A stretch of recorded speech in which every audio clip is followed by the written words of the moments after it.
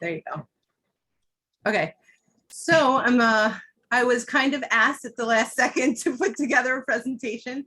No worries, because this is something I'm very passionate about and very, I hope to educate a little bit of you, some of you, shall I say, because at this point, I think most of us have been in a nonprofit field for many years, and we all probably know things that I'm going to be talking about, but it's always good to review it, and it's always good to think freshly and have a discussion about it. And, you know, year-end giving is really a great opportunity for nonprofits to meet their fundraising goals. This is why the end of year giving season is a big deal, between deciding on which channels to use, which donor segments to focus on, and creating all the fundraising materials and tools. Crafting and executing a good year-end fundraising campaign can be very complex. Luckily, there's tons of information out there to help you connect with your donors and meet with your fundraising goals.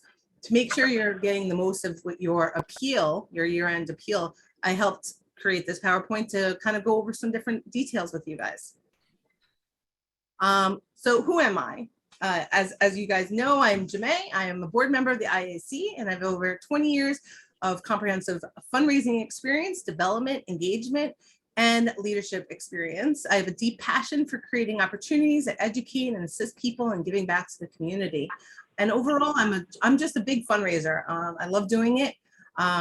You know, one of the things I say is successful and sustainable fundraising always comes down to your commitment to build strong, genuine, and meaningful relationships with donors. It is my counsel that nonprofits characterize through investments as continually by inviting donors give through the organizations, not to the organizations. I think that's one of the key things, that when you partner with a donor, you create a relationship, and that's something that is ongoing. And it's not just a one-time giving opportunity. So first step, start planning early. Approximately 52% of nonprofits start planning their year-end ask in October. It makes sense to start planning early if you want to ensure the success of your year-end campaign, especially when so many fundraising appeals go out at the same time, which can be overwhelming to, of course, donors and to your staff. It also makes sense to plan early so that you can prepare all the tools needed to accomplish your objectives. So some of the things that you need to think about is donation systems, text giving tools, matching gift program, and crowdfunding features, which if anybody has any questions about any of these, we can go over at the end of the presentation.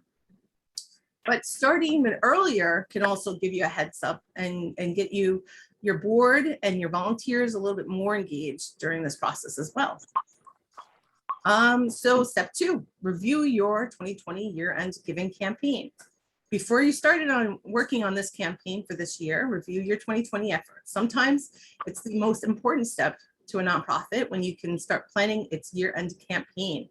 Data can be a powerful guide to direct your organization to make sure that you're going in the right way that you need to go. It's smart to, at this point, refresh your memory. So ask yourself, how did last year's campaign go? How much was raised? Who contributed? Was this above or below the expected amount? What went really well? What didn't? Why? Which strategies and tactics did your supporters respond to? Which ones weren't successful? If you have time, it could be helpful to also review how those 2020 funds helped you further your nonprofit mission in 2021. If possible, get as many relevant stakeholders as possible on board with this review. Discuss challenges and success and brainstorm how to do this better next year. And how will you surmount the challenges this time around? This will also provide a solid foundation for your 2021 year-end giving. Look at where you are now. Once you reviewed the things of the past, it's time to take a look at where you are at this present moment. Fiscal situation. So how is your budget? How has the financial situation changed since last year's year-end giving? How close are you to making your financial goals for this year? Understanding where you are finance-wise can help your nonprofit team set a realistic but inspiring goals and understand what strategies to employ. So how much is available in your year-end fundraising to invest? It's also a good way to phrase your fundraising appeals using this information. Your state of operations. So now, in addition to looking at your fiscal situation, take some time to look at the overall state of your nonprofit. How close are you to achieving your 2021 goals? Which programs are you really doing well in, and which ones are you lagging behind in? This can help you have a clear perspective over your year-end fundraising. Number 4, set goals. To succeed and progress, nonprofit organizations must set a specific incremental goals and stay resilient and keep themselves accountable. One of the most popular goal setting methods is called SMART method. I don't know if any of you have heard of it, but in 1981, George Doran outlined a helpful objective setting system in this article. There's a SMART way to rate management goals and objectives. So since 1981, variations of the SMART model have been made their way into organizations, businesses, schools, and even some of the professional development arena. So what does SMART stand for? It's an acronym standing for specific. The goal should deal with a specific area of performance or specific KPI. Measurable. The goal should deal with specific area of performance or specific KPI. Attainable. The goal should be ambitious, but also remain within the realm of possibility. Relevant. The goal should be connected to the overall mission and vision of the organization. Time bound. The goal should have a deadline. Set a SMART goal for your year end of year giving campaign. Setting SMART goals help your organization have clarity, stay on track, and aids the staff to stay motivated and again on track. Don't be afraid to get creative. End of year giving can help increase your public profile and help you acquire new donors and establish yourselves as a leader in your area, in your impact area. Step number 5. I hope I'm not going too fast for you. If I am, we're recording it, but it is a lot of steps, so I want to go through it. Step number 5, see what you have. Now that you're familiar with the last year's campaign and have a clearer understanding as an organization, you can start planning for 2021 year-end giving campaign. Before you start brainstorming ideas for activities and tactics, it's good to recap which resources you have access at the moment. So recap your goals, which we just talked about. What amount of money are you hoping to fundraise? What is your budget for this campaign? How much time do you have? How many people can and will be working on the end of year giving campaign? What materials can be reused? Can your board help you? What about your volunteers? Once you have a better idea of what you have at your disposal, you'll be able to create more informed and realistic plan to get those donations flowing in. Step number 6, figure out the big picture and the team. Before getting into the nitty-gritty of the activities, designing your social media posts or creating a promotion video, it's helpful to look at your scope of your campaign to figure out the big picture. So, who are you trying to reach and why? Where are you going to find them? How long will your campaign last? What is success to you? How are you going to track it? Who is on the campaign team? And what are their main responsibilities? Again, don't go into many details just yet. We're just getting on the beginning of this. This step is only meant to provide an overview of your end of year giving campaign. Step 7, think about your audience. In order to execute the most effective and successful year-end campaign possible, you'll need to think about your audience first. It's impossible to craft a good message if you don't know who the message is addressed to. There's a pro tip for you.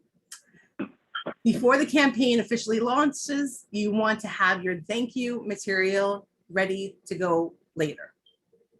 So, I messed up. There we go. Create donor segments.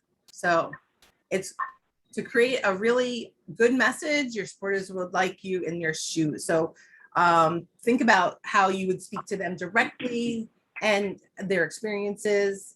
However, it's not realistic for an organization to create individual messages for every single donor and supporter. This is why it's essential to segment your audience. Segmentation, that's a very important portion of figuring out, really their traits and their behaviors, and what resources do you have at your disposal to be able to make this happen. For example, you could segment your audience into 3 main groups: current donors, lapsed donors, and prospective donors. You can also segment your donors based on gift sizes. You can use your existing data to make your appeal sound like it was just written for each reader. For example, you can include constituent data like last names or first names, last gift amounts, or last gift dates. Let your donor know that you care about them. And to do this, have a donor management system is definitely essential to help make that happen. And a lot of them do it and they make it kind of seamless. Number 7, part 2, identify target donors. Many nonprofits during this process choose to identify big donors, those who have given large gifts in the past. 60% of the funds you'll raise during your annual campaign will be from those major donors. Take time to craft personal messages and appeal to these individuals. Your campaign team might also choose to focus on reoccurring or monthly donors. This is a great opportunity for you to really take those one-time donors into a reoccurring giver. So there's a lot of steps that you can take to message those individuals that might give one time and ask them, this is how your support can be continuous. This step is really an interplay between investment and return on that investment. Will the efforts towards your target donors pay off in the future? Well, it's up to you and your nonprofit to make that judgment call. So decide on themes and messaging. Once you figured out who you're messaging, you could start creating your fundraising messages. Before you dive into creating these specific messages and targeted appeals, decide on your theme. Your campaign theme will tie everything together. It's the narrative that will present in all your fundraising appeals. It's what your campaign is about. This is where storytelling will come in handy. People respond to people, and emotions trigger individuals and inspire giving. Think about how you'll tell the story to incite giving this giving season. Once you start working on the message, remember to keep them short, clear, and interesting. Your messages should always be about how donors will be making an impact and how they'll help change lives, how their donations matter. When you share stories of impact and try to focus on individual giving who represents the beneficiaries you're helping. It's much easier for people to connect and empathize with a single individual than with a group. So one of my examples here, they kind of took this woman and they talked about how the food on her table is helpful during this time of year. And they specifically talked about her. They got her permission, I'm sure, because you do not do anything without getting written and verbal confirmation that you can use their photos, of course, but this wasn't, something that they put together. And it was signed directly by the executive director, and it was very personal. And he also spoke about how his charity is a 4-star charity, which is also a nice thing because Charity Navigator is something that nonprofit organizations have to provide transparency. So you know that you are giving to a trustworthy organization. So that's something else to think about when you are putting in your messaging. Step 9, create your timeline. So you got your audience, check. You got your theme and messaging, check. Now it's time to start working on that timeline. Your end of year campaign should last no longer than 6 weeks. It's true that Giving Tuesday does extend the year-end giving by a bit, so you can use it as a benchmark of when to start with the year-end campaign appeal. It's important to know that most giving happens in December. Most of it's within the last 3 days. So have that in mind when creating your timeline. Naturally, you're the one that knows your audience best, so you'll know which timeline works the best. my suggestion is to start off with Giving Tuesday and start getting your supporters excited about giving. If you're worried about Giving Tuesday campaign will distract you from the year-end push, work through different channels and address different audiences. For example, you could promote your Giving Tuesday campaign solely through social media and exclusively to reoccurring donors with small gift sizes. Focusing on engaged and on low-end donors could help you make sure your target audience and your major donors are saved for later. This entire campaign, if not the entire nonprofit team, depending on the size of your nonprofit, should also have access to the year-end campaign timeline. Responsibilities and deadlines should be clearly indicated, and consider having a weekly check-in daily towards the final push and to review your progress and check-ins. So finally, we get to the good part. Step 10, make the ask. Now it's time to select your communication channels depending on your target audience and the theme you decide to go for. Choose appropriate channels for delivering your end of year campaign. So here are a couple of communication channels you can consider using, which I think at this point we all are very well versed in. Of course, social media, a phone call, although nobody picks up phone calls anymore. I didn't put it on here, but you know, a lot of people are really handy with text. You don't want to overburden people though, of course. Email, physical mail still gets a lot of people to open it. Events, in-person meetings, and a letter. You know, a letter is one of those things that when I receive a handwritten envelope, I'll open that versus, you know, one of those mail pieces that just come out in bulk. Whatever channel or combination of channels you end up choosing, triple check they're appropriate for your audience, and then start crafting the channel specific asks. So design your metrics, your KPIs for each of these communication channels you selected so that you can measure success during and at the end of this campaign. So step 10, let's just keep on with an ask, and but we're going to recap the main ingredients of a successful year-end ask. So you want to keep it donor-centric. So it's not about your financial struggles. It's about how the donor can help make an impact. But keep it human. People respond to people, not organizations. Focus as much as you can possible on a single story. You want to use the power of storytelling. Stories engage and evoke emotions. This inspires action. In this case, donations. Go visual. Visual content like photos and videos is much more effective than pulling in the heartstrings. Include a clear call to action. In most, if not all messaging, include a clear call to action. This will help increase the number of donations and establish giving levels. It is critical to provide suggested giving levels to increase the likelihood you'll reach your fundraising goals. If you look at your past donations to see if there are certain levels that come up frequently, and choose that as your suggested amount. However, always be sure to leave a blank amount for those supporters who would prefer to give a different amount. Make sure you create content for each communication channel. Don't repurpose the same content and post it across all channels. For example, the type of content that's successful on Instagram stories is not the same one that you'll be using on your flyers.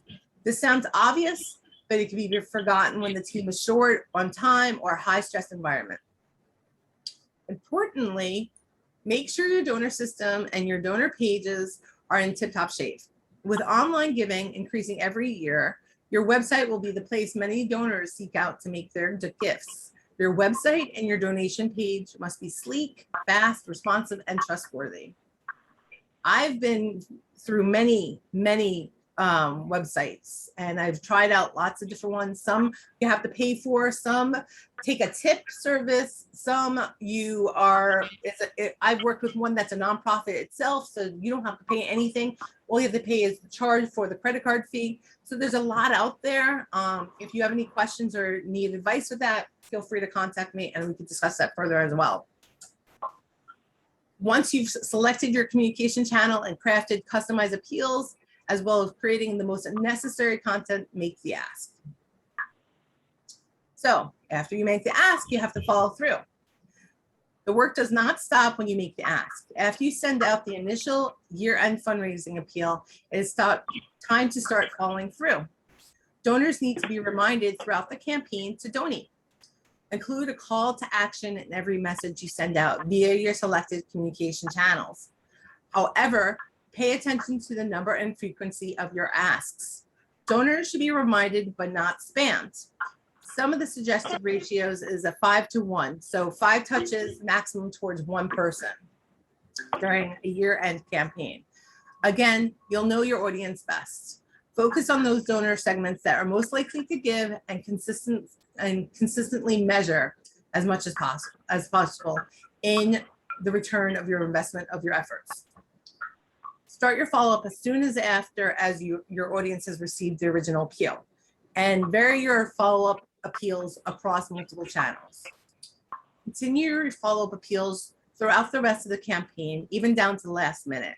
Don't become idle. A lot of donations pour in the very last day of the year.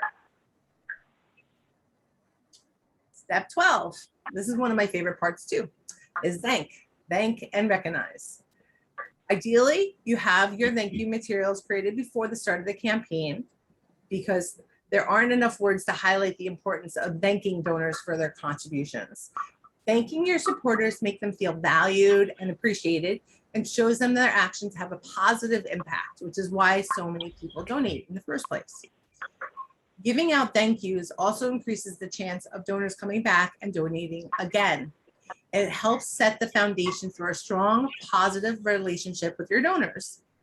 Donors that feel valued are also more likely to speak positively about your nonprofit, encourage their friends and family to donate as well. No matter the size of the gift, send a personalized thank you as soon as possible. This thank you should not include additional ask. That's important. Instead, it should reiterate the impact of the donation and express gratitude.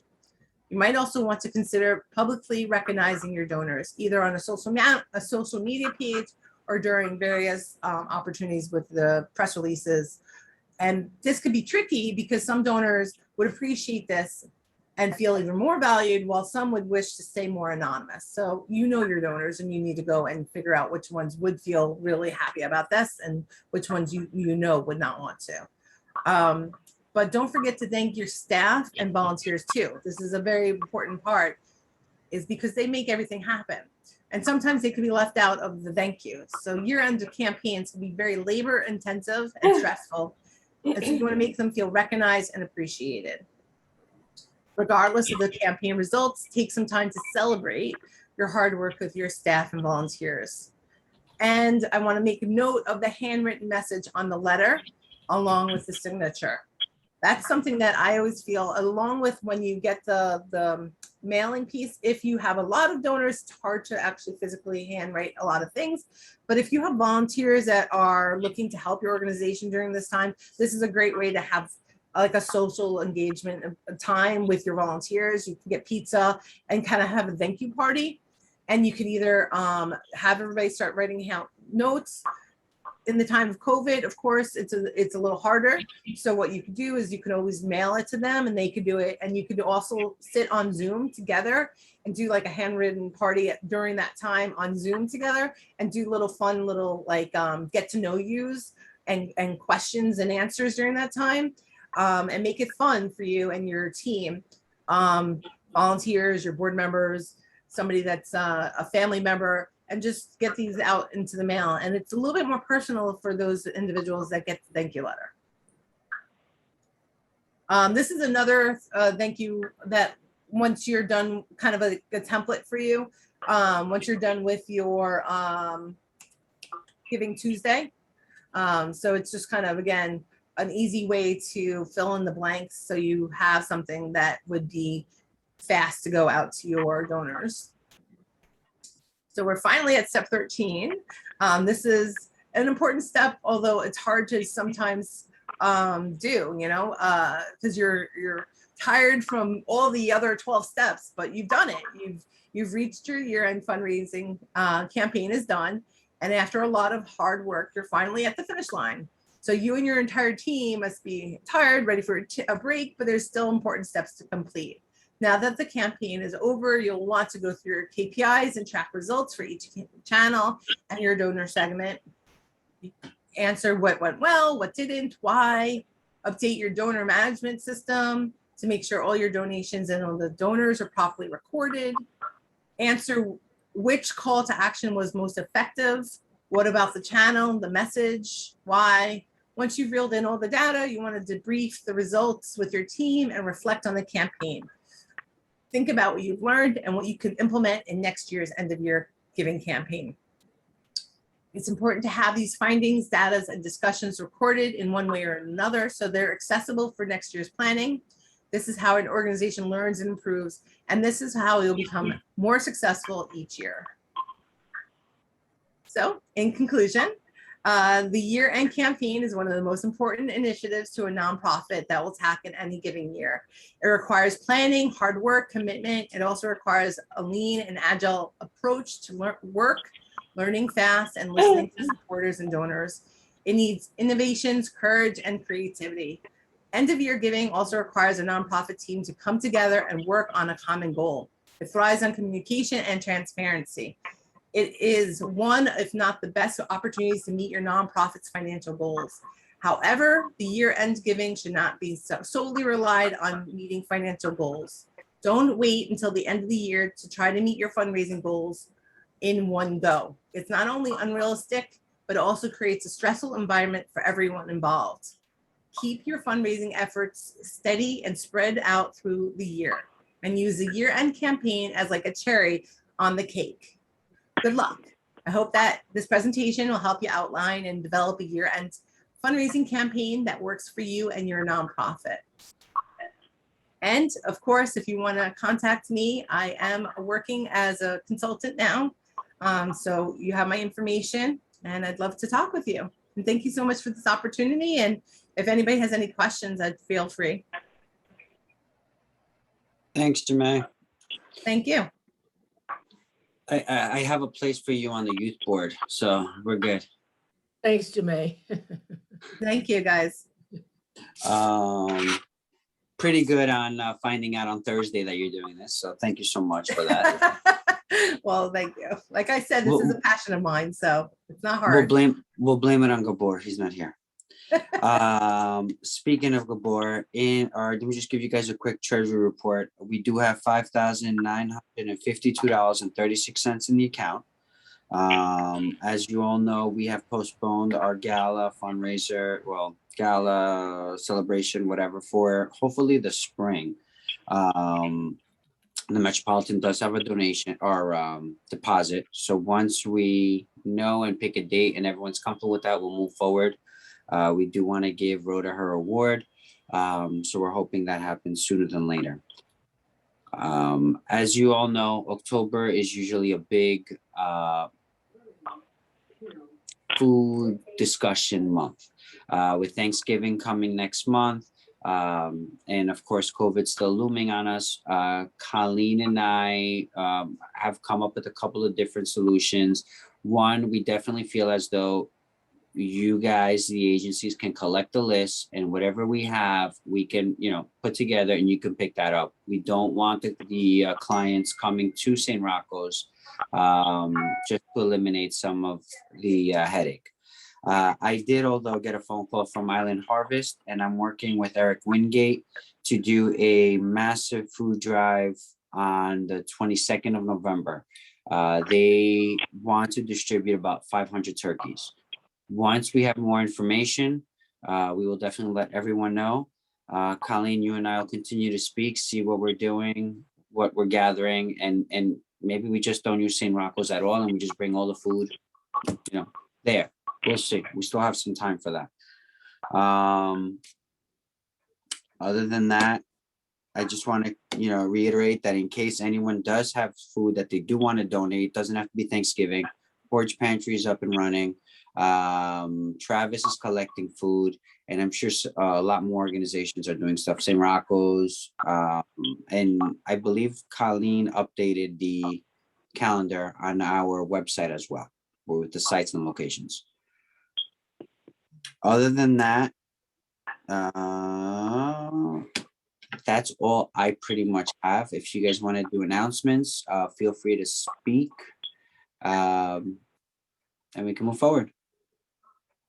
I know there's a turkey trot coming up. Is Danielle still here? Mm-hmm. Oh, all right. I think Phyllis has her fingers shaking. Fingers are shaking. I'm representing the Kiwanis Club, as many of you know. Yes, Colleen, I really, really would love people to give to the Lady M project.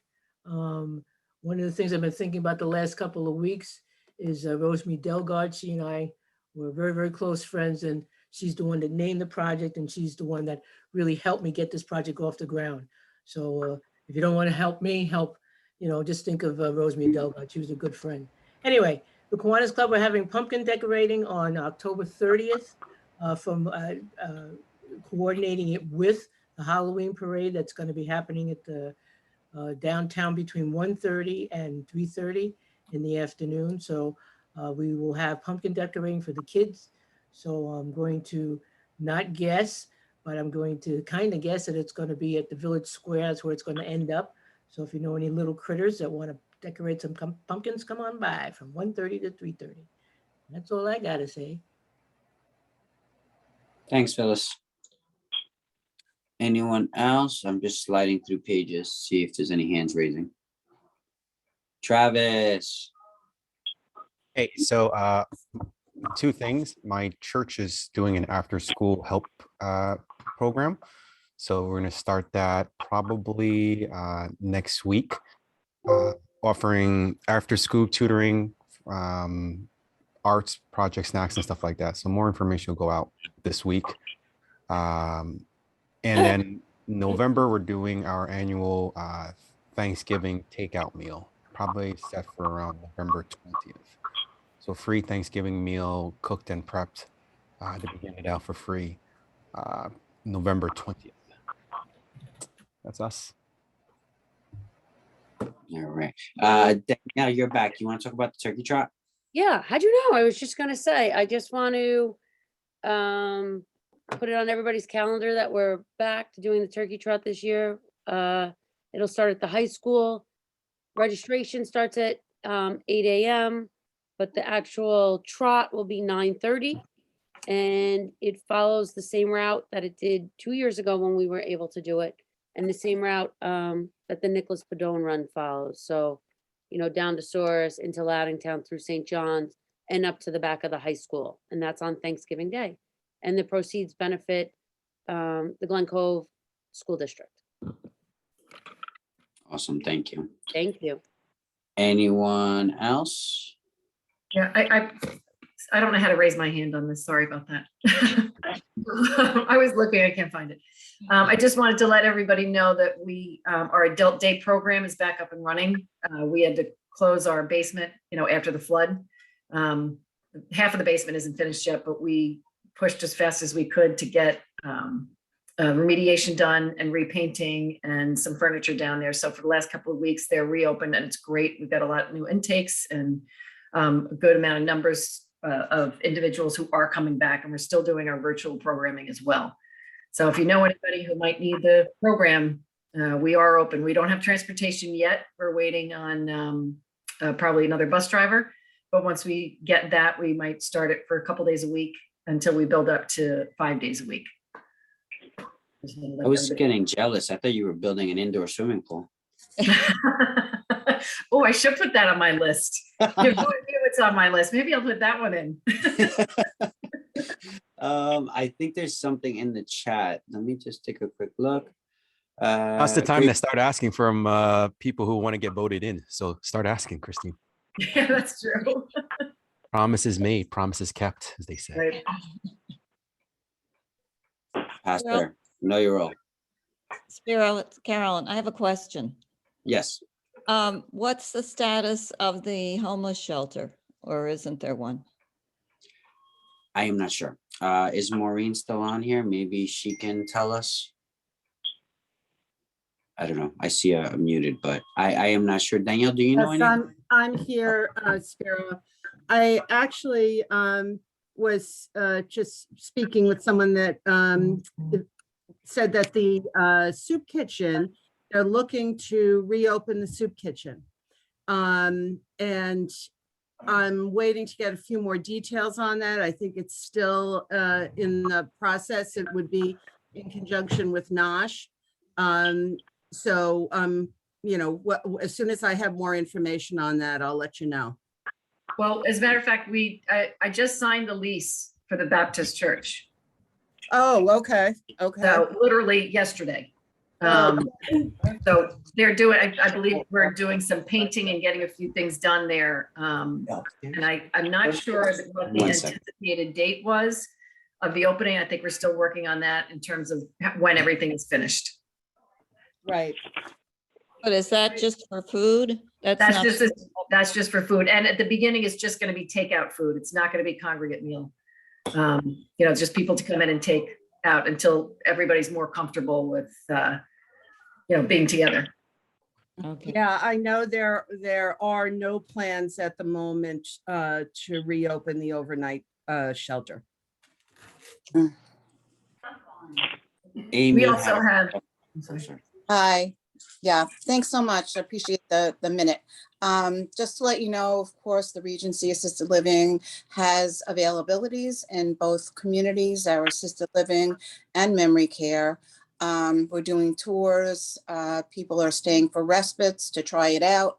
So if you have family members, loved ones, friends, just tell them, you know, to give me a call and it'll be my pleasure. Thank you. And good luck to all the members in the upcoming election. Thank you. Thank you. Kathy? Guys, I just want to make a quick announcement that Emerge is hosting a food drive on November 4th. And anyone that makes a donation, the food is going to benefit Nosh. We want to just try to help them replenish the food stores. It's from 10:30 to 12 on November 4th at Emerge. And anyone, we have a specific list. We followed the Nosh request list. And I'll send the flyer to Carolyn to circulate. But anyone who gives a donation, we're giving a gift bag and some fall treats to, just as a give back, to get people to come and make a donation. Okay. that's great. Thank you so much, Kathy. To spin off on that, just wanted to update everybody that we are at St. Hyacinth through the end of November. We are asking if possible that we might be able to stay through December, because right now we're really working on what our next step is going to be, where we're going to go. So we're hoping that we have a little more time there maybe. And when we figure out our next steps, we're kind of researching things right now. I'll fill you all in and let you know. But thank you for doing that. Thank you for everybody who's helped and raised money and given food. It's really been amazing. Thanks, Christine. Amy, is your hand still up or is that from before? You're muted. I'm guessing it was from before. Hands in the air. Hands in We'll just ignore Phyllis. Anyone else? All right, Phyllis, you can talk. No, Kathy, I just wanted to ask what time on the 4th? You did not say for Emerge. Okay. But you I think she might have left. She had to leave. okay, never mind. 30 to 12. I'm sorry. 10:30 to 12. That's what she said. Okay, thank you. Yeah. Thank you. Someone pays attention. Hey, that's why she's perfect. I just want to add, if any of your organizations are on our on social media, make sure that you are connected to our Facebook page. The IAC has a Facebook page. Also, we've been working on updating our LinkedIn page. The IAC has a LinkedIn page as well. So connect yourself and your organizations to these pages. And it's a great way to continue to network and to share our flyers and information to one another so we can get it out a little bit more of a, you know, a big push to our communities. Anytime that anybody shares something with Carolyn, I always post it onto our Facebook page. But if you have a page yourselves and just want to share or tag the IAC, then we can also forward it to all the local groups, which is what I also do as well. Thank you. Sure. Anyone else? Going once, twice. I'm missing anyone. Let me scroll through. Nope, that's it. And if anybody does want to present for December, please let us know. We'll put you on the calendar. Danielle, maybe we can do an education foundation, small presentation. Sure, I'd be happy. I think that'd to. be cool.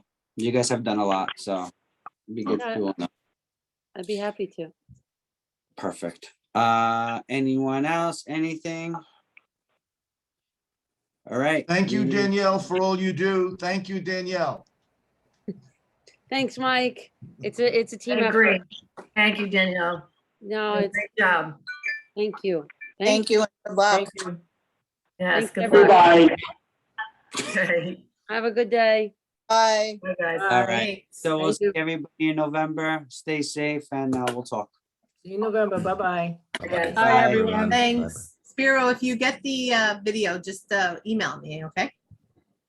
How would I get the video exactly?